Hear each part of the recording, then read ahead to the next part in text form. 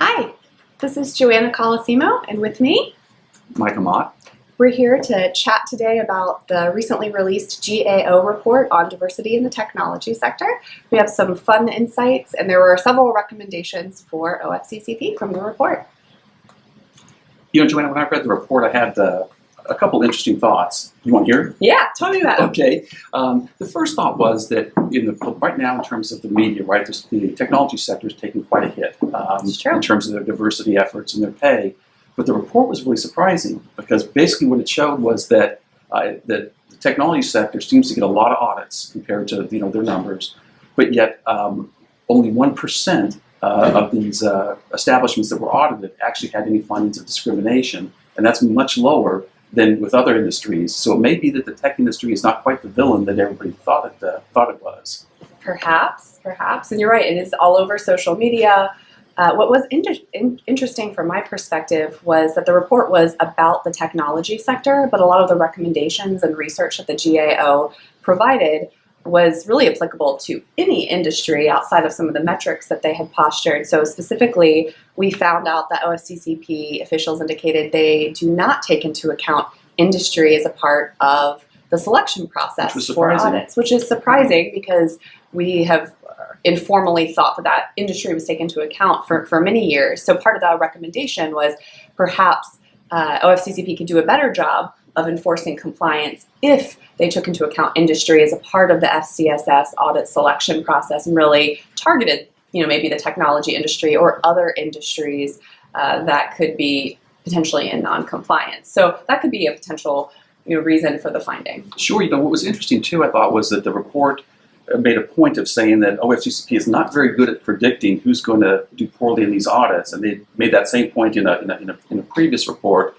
And given that the technology sector actually looked okay, right? Again, all things considered, you wonder if maybe if they're going to use industry, if they have to do some research up front. Right. And I think that was probably a strong takeaway from this report was do some due diligence, OFCCP, do some research, figure out a better way to select contractors for audits.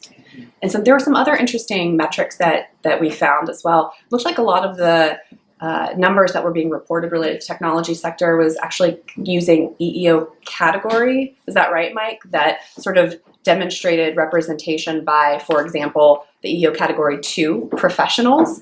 We know at DCI that EEO category overall is not just inclusive of IT or STEM related positions, right? It takes into account HR and potentially other administrative functions or marketing functions or other analytical functions that are outside of perhaps the IT or technology realm. So that was interesting. It was, and I think you make a great point in that the fact they used that EEO1 category made it very difficult to really interpret the report. For example, they talked about that 22% of the technology bachelor's and master's degrees are women. But what do you compare that to, right? Because if you compare it to just the professionals, then it looks like women are actually overemployed, but we know that's not the case for exactly the reasons that you talked about.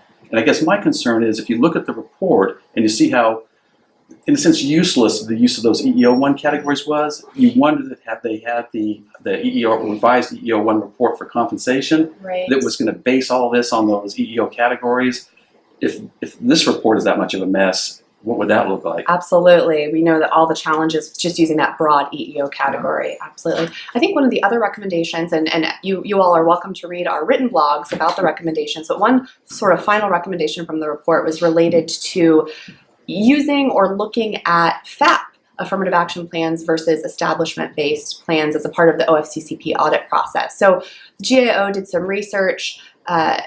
Some of the research had indicated that the FAP plans, the functional affirmative action plans, may actually be a little bit more useful for federal contractors in general, especially in the technology sector, simply because the way we do work today in 2017 or 2018 almost is different than having those establishment-based plans. We have remote workers, we have teleworkers, we have contract workers. The workforce is different, and usually using those functional plans may capture the workforce a little better than an establishment-based plan. But part of the recommendation was for OFCCP to explore more in sort of the FAP arena But one thing that Mike and I think we both have concerns with, although FAPs are useful for goal setting purposes and really determining gaps for minority and female representation, it may not be very useful for assessing hiring activity, especially we know that hiring activity may be occurring at the local level, Absolutely. the location level. So that's a challenge I think OFCCP is going to have to sort out